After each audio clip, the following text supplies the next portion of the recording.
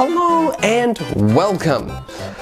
Over the many years of buying and selling games on eBay, I played a large assortment of games. Most of them ended with a year and had to do with sports, and a lot of the other ones were classic PlayStation 2 games like Sly Cooper, Jak and Daxter, and the occasional licensed games like SpongeBob SquarePants Battle for Bikini Bottom and the SpongeBob SquarePants movie. But for all the years that I bought and sold games, I'm quite surprised that a licensed Scooby Doo game actually flew under my radar. And that game was Scooby Doo 100 Nights of Fright.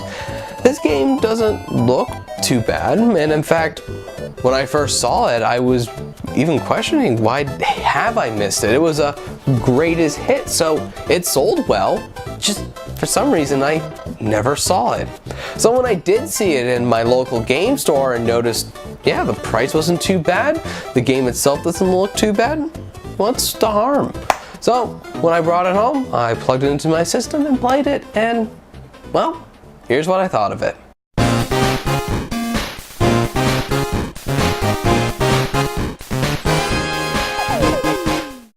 Check out Kid Kong from us at 16-Bit Games. It uses our latest controller interface, which allows you to play in both landscape and portrait, allowing you to play the game the way you want to. Check it out, and the link's in the description. Scooby Doo 100 Nights of Fright feels like an evolution of Scooby Doo the Cyber Chase, because it has a fixed camera and a lot of the sections feel like a 2D game. The platforming feels like a cross between Cyber Chase and Heavy Iron's next game, SpongeBob SquarePants Battle for Bikini Bottom, which was made a year afterwards. This means that Scooby Doo 100 Nights of Fright is your typical early 2000s 3D platforming with some questionable design choices, power-ups like shovels and slippers, and enemies galore.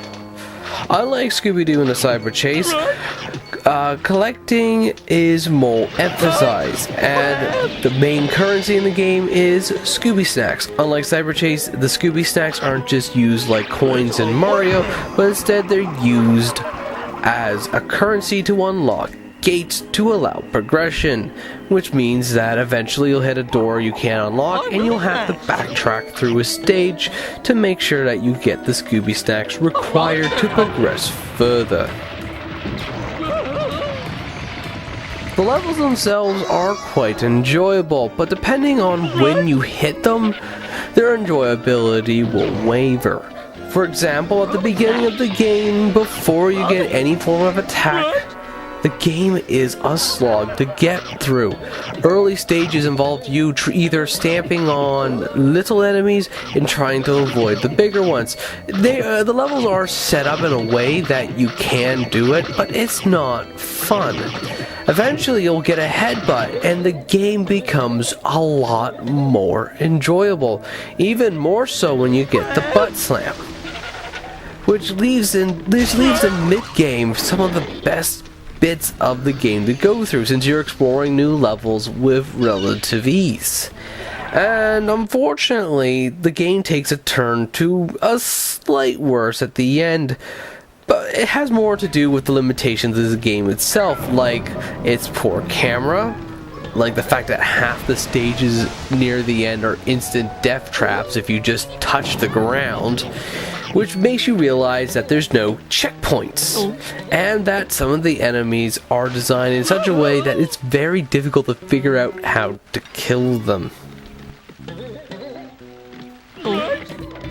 That being said though, the controls are pretty solid. Scooby Doo controls absolutely beautifully, albeit a little bit heavy. Platforming was never truly an issue until you hit sections where I can easily just blame it onto the camera. If the camera was a little bit more free-flowing, like in SpongeBob SquarePants Battle for Bikini Bottom, I feel that this wouldn't be much of an issue. However, with what we have, it's a bit agitating at times. Got a lobster bisque? The story for 100 Nights of Fright feels like an episode of the Scooby Doo show. It has the same type of intro where they introduce you to a new character. The dialogue between the characters feels just as canned as the show did. And the ending is as enjoyable as the Scooby Doo show was as well. The only thing I can say that I didn't really like about it was how sparse the cutscenes are. It took me nearly 2 hours to get to the boss fight with the Black Knight, where I first saw the cutscene other than the intro cutscene. The aesthetics for Scooby Doo 100 Nights of Fright are absolutely amazing. The game looks like the cartoon show. Lots of dark, murky colors, and it has a foreboding atmosphere to the entire game, which makes it at least look stunning. That being said, because everything is dark, it is a little difficult to see. In certain sections of the game, it is a little bit difficult to platform in. However, I still think the game looks great.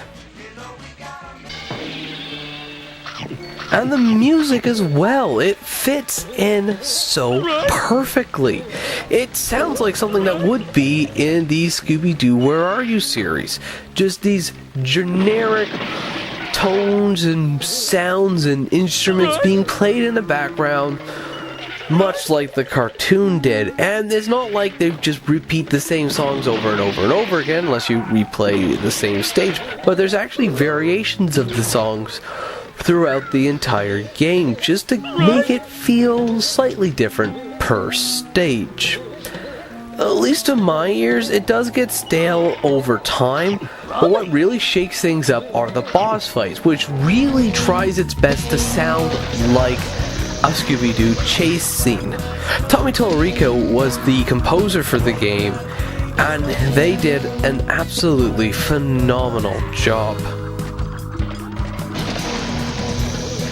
Scooby Doo 100 Nights of Fright is definitely worth it for those who are looking for more Scooby Doo.